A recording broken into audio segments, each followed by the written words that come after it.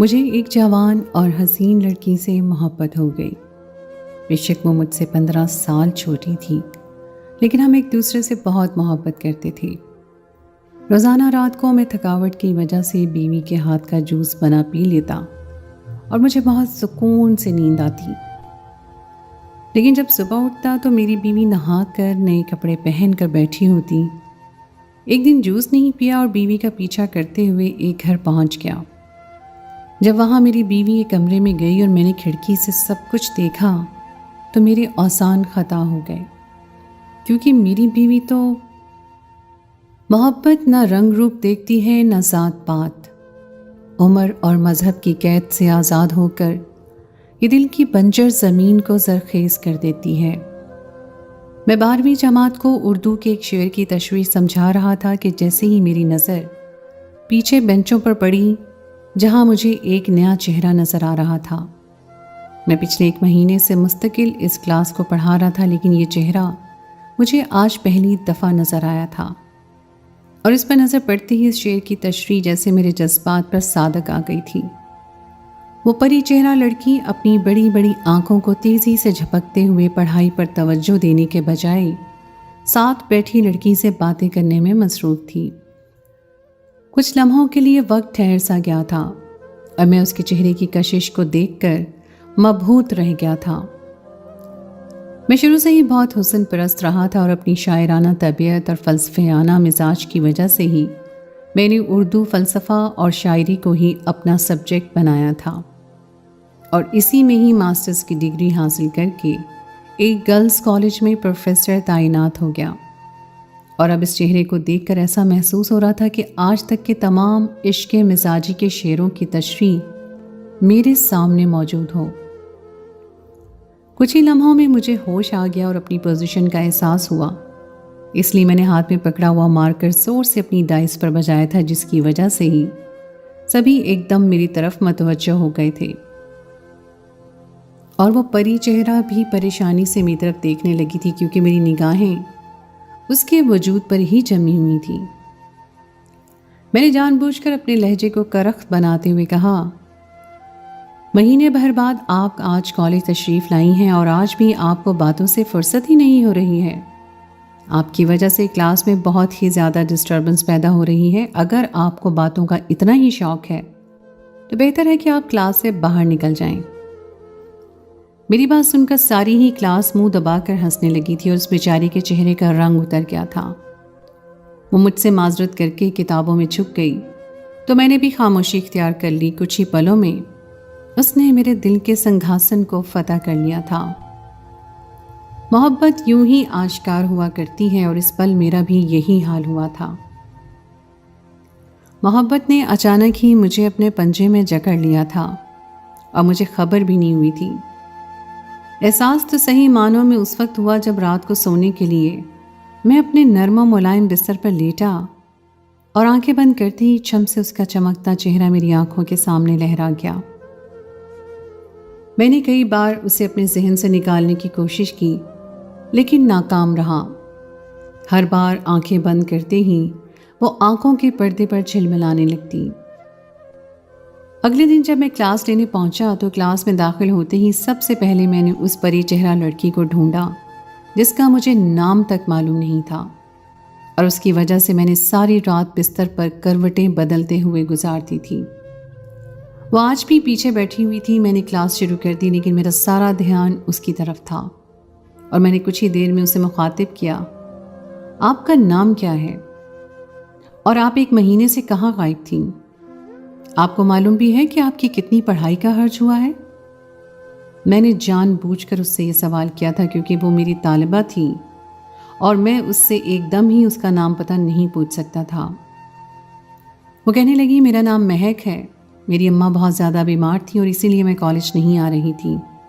میرے گھر میں میری اور میری ماں کے علاوہ کوئی بھی نہیں ہے، اس لیے مجھے ان کی خاطر چھٹیاں کرنی پڑی۔ اس کی آنکھوں میں ایک عجیب سا دکھ مجھے نظر آ رہا تھا اور میں بے چین ہو گیا تھا۔ یہ ایک سرکاری کالج تھا اور یقیناً وہ لڑکی یا تو کسی غریب گھرانے کی تھی یا پھر مڈل کلاس کی۔ میں نے اسے کہا کہ آپ کلاس کے بعد مجھ سے ملیے گا، میں آپ کا مسئلہ دیکھوں گا۔ आपका जो भी नुकसान हो गया है उसके लिए मैं आपको नोट्स दे दूंगा। मेरी बात सुनते ही वो मेरी शुक्रगुजार हुई और क्लास के बाद खुद ही मेरे पास चली आई। थोड़ी ही देर में मैं उससे उसका मोबाइल नंबर ले चुका था और उसका पता भी जान गया था। वो बहुत ही मुश्किलात का शिकार थी और मैंने सोच लिया था कि मैं उसकी मदद ज़रूर करूँगा। मैं ख़ानदानी ज़मींदार था और मेरे पास पैसे की कोई कमी नहीं थी। कॉलेज की नौकरी सिर्फ मेरा शौक़ थी। शाम को ही कुछ फल और जूस लेकर मैं उसके घर पहुंच गया और उसकी माँ की तीमारदारी की। वो दोनों मेरी बहुत ही शुक्रगुजार थीं। मैंने महक से कहा कि अगर पैसों की ज़रूरत है तो मैं उसकी मदद कर सकता हूँ, लेकिन महक ने खुददार होने का सबूत देते हुए साफ कह दिया कि वो मुझसे पैसे नहीं ले सकती। मेरे और महक के दरमियान काफ़ी बेतकल्लुफ़ी हो गई थी और मैंने कुछ ही दिनों में उसके घर के कई चक्कर भी लगा लिए थे। रात गए जब मुझे नींद ना आती तो मैं बिला झिझक उसे फ़ोन कर लेता और वो भी मुझसे हर बात कह देती। वो बहुत ही मुश्किल दिन से गुजर रही थी और मैंने उसका पूरा साथ दिया था। महक मुझसे उम्र में 15 बरस छोटी थी, लेकिन मोहब्बत ने उम्र के इस फ़र्क को कभी महसूस ही नहीं होने दिया था। मेरे लिए वो एक हुस्न की मूरत थी जो मेरे लिए बनी थी। कुछ ही महीने गुजरे तो मैंने महक से अपनी बेपनाह मोहब्बत का इजहार कर दिया और उस वक्त मेरी खुशी की इंतहा न रही जब महक ने भी मेरी मोहब्बत को दिल से अपना लिया। महक भी मुझसे मोहब्बत करती थी, लेकिन वो कभी ये बात अपने मुंह से कह न सकी। और जब मैंने उसे शादी के लिए प्रपोज किया तो उस वक्त उसने मुझे बताया कि वो तो पहले से ही मेरी मोहब्बत में पूर डूबी हुई है। मैं और महक कुछ दिनों तक ऐसे ही फ़ोन पर एक दूसरे से अपने जज्बात का इजहार करते रहे और महक की मोहब्बत भरी हुई बातों ने मुझे नई जिंदगी बख्श दी थी। मैं जो पहले शादी से भागा करता था, महक को अपनाने के लिए बेताब हो चुका था। एक दिन कॉलेज से वापसी पर मैं महक को अपने बंगले पर लाया तो वो महव होकर हर चीज़ को देखने लगी। उसके छोटे से टूटे फूटे घर के मुकाबले में मेरा बंगला किसी महल से कम नहीं था। कोई ऐसी आसाइश नहीं थी जो मेरे बंगले में मौजूद ना हो, लेकिन महक के बगैर अब मुझे ये बंगला वीरान लगने लगा था। और आज जब वो मेरे साथ मेरे घर आई तो मुझे ऐसा लगा जैसे मेरे घर के दरों दीवार में जान आ गई हो। मैं अब मज़ीद महक को अपनी ज़िंदगी में शामिल करने के लिए इंतज़ार नहीं करना चाहता था। इसलिए मैंने खुद ही महक की वालदा से मेरे और महक के रिश्ते की बात की तो वो मुझसे मेरे घर वालों के मुतालिक सवाल करने लगी। मैंने उन्हें सब कुछ सच सच बता दिया और सादगी से महक से शादी कर ली, क्योंकि मेरे घर वाले मेरी शादी किसी ज़मींदार घराने में ही करवाना चाहते थे। इसलिए जब मैंने उन्हें महक के बारे में बताया तो कोई भी इस शादी में शरीक नहीं हुआ, बल्कि मुझसे कता ताल्लुकी भी कर ली। मेरे पास जितनी भी दौलत और जायदाद थी वो सारी मेरी अपनी थी और उस पर किसी का कोई हक नहीं था। इसलिए मुझे महक से शादी करने में कोई मुश्किल पेश नहीं आई। महक की मोहब्बत के आगे हर रिश्ता कमज़ोर पड़ गया था और इसलिए मैंने सबको छोड़ दिया था। यूं भी सालों पहले जो मेरी माँ का इंतकाल हुआ था तो मैंने गांव जाना ही छोड़ दिया था। जिस रात महक दुल्हन बनकर मेरे कमरे में बैठी हुई थी, मुझे ऐसा महसूस हो रहा था कि जैसे मेरी ज़िंदगी मुकम्मल हो गई हो। महक की खूबसूरती ने मुझे बुरी तरह घायल कर दिया था और मैंने उसे एक बहुत ही महंगा हीरों का हार मुंह दिखाई में पहना दिया था। महक को तो यकीन ही नहीं हो रहा था कि मैंने उसे इतना कीमती हार तोहफे में दिया है, लेकिन फिर आहिस्ता आहिस्ता महक को एहसास होता चला गया कि मैं उसके लिए अपना सब कुछ वार सकता हूँ। महक ने भी मुझसे मोहब्बत में कोई कमी नहीं रखी थी। उसकी वारफ्तगी और जज्बात की शिद्दत मुझे निहाल कर देते। महक ने कभी मुझे इस बात का एहसास ही नहीं होने दिया कि वो उम्र में मुझसे छोटी है। शादी को कुछ ही दिन गुजरे थे कि मैं बहुत ही ज़्यादा थका सा रहने लगा था। शायद कॉलेज में इम्तिहानात करीब थे और काम का लोड बहुत ज़्यादा था। शायद इसी वजह से मैं बहुत थकन महसूस कर रहा था। जब से हमारी शादी हुई थी, महक रोज़ मुझे जूस बना कर देने लगी थी और अब भी मेरी हालत देखते हुए वो कह रही थी कि मैं अपना बिल्कुल भी ख्याल नहीं रखता हूँ, मुझे सुबह भी नाश्ते में जूस पीना चाहिए।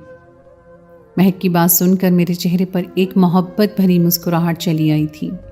मेरी बीवी को मेरी किस कदर फिक्र थी कि वो मेरे लिए रोज़ रात को अपने हाथों से जूस बनाया करती थी, जबकि घर में 3-4 मुलाजमाएँ भी मौजूद थीं। लेकिन महक मेरा हर काम खुद अपने हाथों से करती। महक का बनाया हुआ जूस पीकर मैं आराम से सो जाता और जब सुबह सोकर उठता तो महक नया जोड़ा पहनकर खूब तैयार होती और उसे देखकर मैं एक दफ़ा फिर उसकी मोहब्बत में डूब सा जाता। इतनी सुबह सुबह महक को इतना तैयार देखकर कभी कभी मैं हैरान भी हो जाता। वो कब नहा धोकर तैयार हो जाती मुझे पता ही ना चलता था। जबकि पहले मुझे बहुत ही कच्ची नींद सोने की आदत थी, लेकिन अब मुझे ऐसी गहरी नींद आने लगी थी कि महक की आवाज़ों पर भी मेरी आंखें बड़ी मुश्किल से खुलती। एक दिन यही बात जब मैंने महक से कही तो वो मोहब्बत से कहने लगी कि मेरी मोहब्बत का नशा आप पर ऐसा चढ़ा है कि आपको किसी भी चीज़ की कोई फिक्र ही नहीं रही, इसलिए आप पुरसुकून नींद सोते हैं। महक की बात सुनकर मैं वाकई ही मुस्कुरा दिया था। ये बात सच थी कि जब से महक मेरी ज़िंदगी में आई थी मैं खुद को बहुत ही पुरसुकून महसूस करता था। महक की अम्मा को भी महक हमारे ही बंगले में ले आई थी और वो हमारे साथ ही रहने लगी थी। मुझे उनके रहने पर कोई एतराज़ नहीं था। मेरी तो पहले ही माँ का इंतकाल हो गया था और इसलिए मैंने महक की अम्मा को ही अपनी माँ मान लिया था। मैं उनका भी बहुत ही ज़्यादा ख्याल रखता। मैंने दोनों माँ बेटी को किसी चीज़ की कमी नहीं होने दी थी, बल्कि सर आँखों पर बिठा रखा था। लेकिन हर गुजरते दिन के साथ मेरी तबीयत बिगड़ती ही चली जा रही थी। एक शाम मैं किसी काम से बाहर निकला तो मुझे मेरा एक दोस्त मिल गया और ज़बरदस्ती वो मुझे अपने साथ डिनर पर ले गया और बहुत वक्त के बाद हम दोनों ने मिलकर एक साथ खाना खाया। बातों बातों में पता ही नहीं चला बहुत वक्त गुजर गया। मैं जानता था कि अब महक मुझसे नाराज़ हो जाएगी क्योंकि वो खाना मेरे साथ ही खाती थी, इसलिए मैंने अपने दोस्त से इजाज़त ली और वापस घर आया तो महक मेरे इंतज़ार में ही डाइनिंग टेबल पर बैठी हुई थी। मैं ना चाहते हुए भी उसके साथ खाना खाने बैठ गया क्योंकि मैं उसका दिल नहीं दुखाना चाहता था और बहुत ही मुश्किल से मैं चंद लुक़मे ही खा सका। मैंने महक को ये नहीं बताया था कि मैं पहले से ही खाना खा कर आया हूँ। मुझे कमरे में गए ज़्यादा देर ना गुजरी थी कि महक मेरे लिए जूस बना कर ले आई और मुझे जूस पीने की ताकीद करते हुए खुद अपनी माँ को देखने के लिए उस कमरे में चली आई। लेकिन अब मेरे अंदर जूस पीने की गुंजाइश बिल्कुल भी नहीं थी, इसलिए मैंने मौका देखकर सारा जूस एक मुलाजमा को पिला दिया और खाली गिलास साइड टेबल पर उसे ऐसे जमा दिया जैसे मैंने जूस पी लिया हो। मैं नहीं चाहता था कि महक को अपनी मेहनत के ज़ाया होने का अफसोस हो। वैसे भी वो मेरी सेहत को लेकर बहुत जल्दी फिक्रमंद हो जाया करती थी। अगर उसे पता चलता कि मैंने बाहर होटल में खाना खाया है तो ज़रूर मुझे डांटती या नाराज़ होती। मेरी ज़िंदगी में यही तो खला था जिसे महक ने पुर कर दिया था।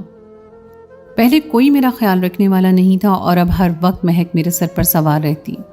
मैं आंखें बंद करके लेट गया था। थकावट का एहसास आज भी बहुत था, लेकिन हमेशा की तरह नींद नहीं आ रही थी।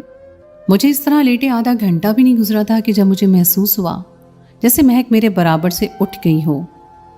पहले मैंने सोचा कि उसे आवाज़ दूं, लेकिन इतनी देर वो वॉशरूम में चली गई और मैं ऐसे ही लेटा उसका इंतज़ार करता रहा। काफ़ी देर के बाद जब वो बाहर आई तो मेरी हैरत की इंतहा न रही। वो नहा धोकर ऐसे तैयार होकर आई थी जैसे किसी दावत में जा रही हो।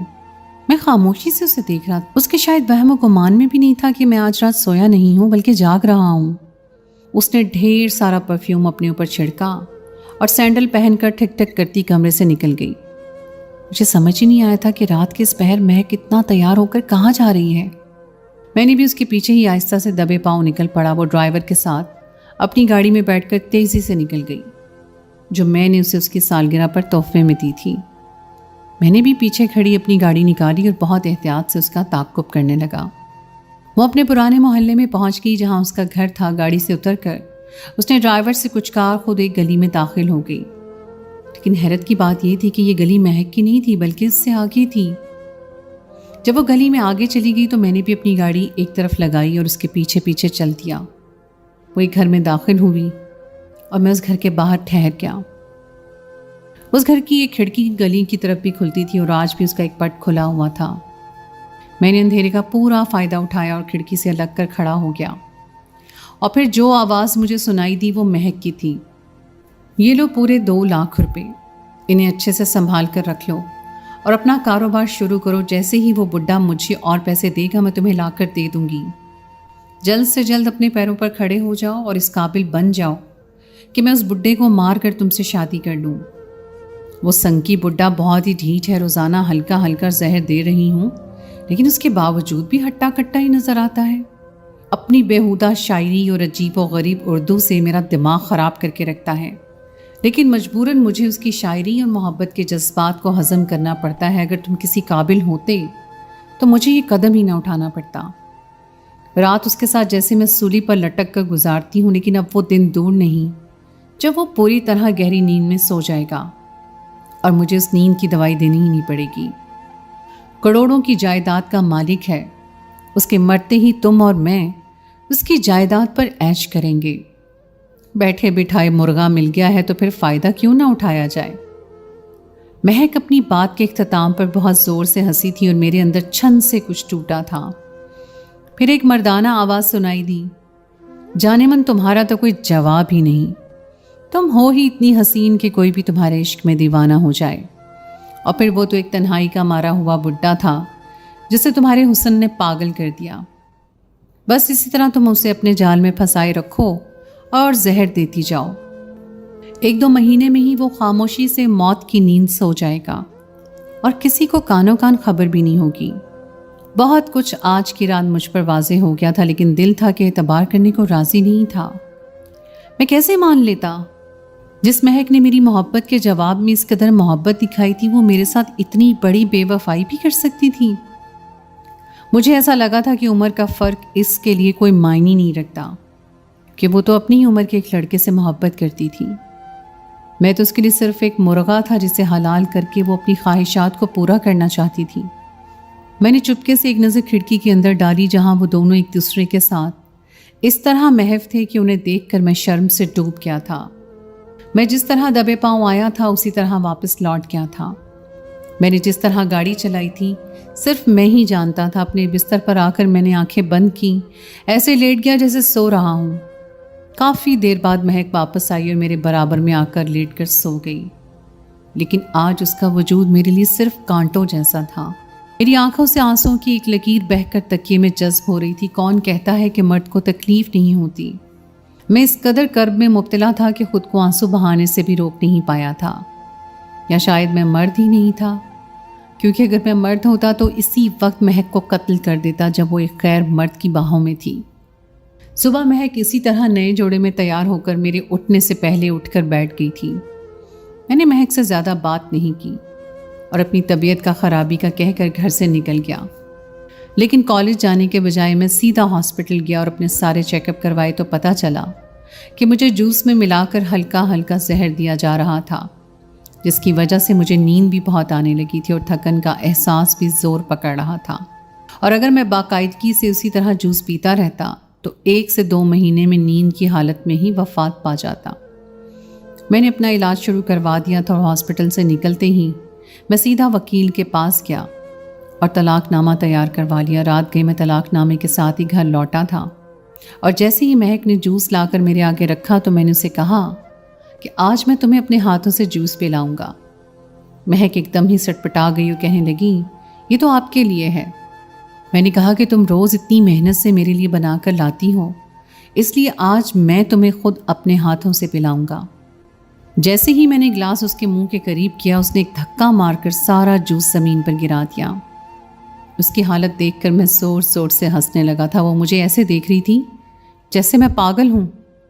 میں واقعی اس کی بے وفائی پر پاگل ہو چکا تھا. میں نے طلاق نامہ نکال کر اس کے منہ پر مارا اور اسے کہا کہ وہ ابھی اور اسی وقت خالی ہاتھ میرے گھر سے دفع ہو جائے. میں اس کی ساری حقیقت جان چکا ہوں اور اگر وہ فوراً ہی میرے گھر سے نہ گئی تو میں پولیس کو فون کر کے اطلاع دے دوں گا کہ اس نے مجھے قتل کرنے کی کوشش کی ہے. میری بات سن کر اس کے چہرے پر ہوائیاں اڑ گئی تھی. اس کے وہم و گمان میں بھی نہیں تھا کہ میں حقیقت تک پہنچ چکا ہوں. وہ جس طرح خالی ہاتھ میری زندگی میں آئی تھی، میں نے اسے اسی طرح خالی ہاتھ اپنی زندگی سے باہر نکال دیا تھا. اس کے حق مہر 5 لاکھ روپے تھا جو میں کچھ دنوں پہلے ہی ادا کر چکا تھا، جسے وہ اپنے عاشق پر لٹا آئی تھی. مہک اور اس کی ماں میرے گھر سے جا چکی تھی اور ایک دفعہ پھر میرے گھر ویرانی چھا گئی تھی. میں جانتا تھا کہ مہک جس لڑکے کو پسند کرتی ہے اسے مہک میں نہیں بلکہ پیسے میں دلچسپی ہے، اور جب مہک خالی ہاتھ اس کے پاس جائے گی تو وہ مہک کو کبھی نہیں اپنائے گا. جو شخص دولت کی خاطر محبت کا سودا کر سکتا ہے وہ محبت نہیں، صرف کاروبار ہے. اس کے عاشق کے لیے مہک صرف اور صرف ایک کاروبار تھی جسے چلا کر وہ پیسہ حاصل کرنا چاہتا تھا۔ میں نے دوبارہ سے اپنے کام کی طرف توجہ دینی شروع کر دی۔ میں آج بھی اردو ادب و شاعری پڑھا رہا تھا، لیکن اب میری شاعری میں عشق مجازی نہیں بلکہ عشق حقیقی کا رنگ ہوتا تھا۔ میں جان گیا تھا کہ اصل عشق تو عشق حقیقی ہے، عشق مجازی تو محض دھوکے کے سوا اور کچھ نہیں۔ کچھ ہی دنوں میں مجھے کلاس کی کچھ لڑکیوں کے ذریعے علم ہوا کہ مہک نے خودکشی کر لی ہے، کیونکہ وہ جس لڑکے کو پسند کرتی تھی اس نے مہک سے شادی نہیں کی۔ میری اور مہک کی شادی کے بارے میں تو کوئی بھی نہیں جانتا تھا، کیونکہ مہک نے ہی یہ بات کسی کو بھی بتانے کے لیے منع کی تھی۔ مجھے مہک کے انجام پر رونا آیا تھا، کیونکہ میں اس سے سچ میں محبت کرتا تھا، لیکن اس نے میری محبت کا جس طرح مذاق اڑایا تھا شاید وہ اس کی سزا پا گئی تھی۔ اگر آپ کی زندگی میں کبھی کوئی ایسا رشتہ بن جائے جو بہت ہی مخلص ہو اور سچا ہو تو کبھی اس کے ساتھ بے وفائی نہ کریے گا، کیونکہ سچے رشتے بہت ہی مشکل سے ملتے ہیں۔ مہک نے اپنا اور میرا سچا رشتہ چھوڑ کر ایک جھوٹے کے رشتے کے پیچھے اپنی جان گنوا دی تھی۔ تو دوستو، یہ تھی میری آج کی کہانی۔ امید ہے آپ کو آج کی کہانی پسند آئی ہوگی۔ کہانی اچھی لگے تو اسے لائک ضرور کیجیے، اپنے دوستوں کے ساتھ شیئر کیجیے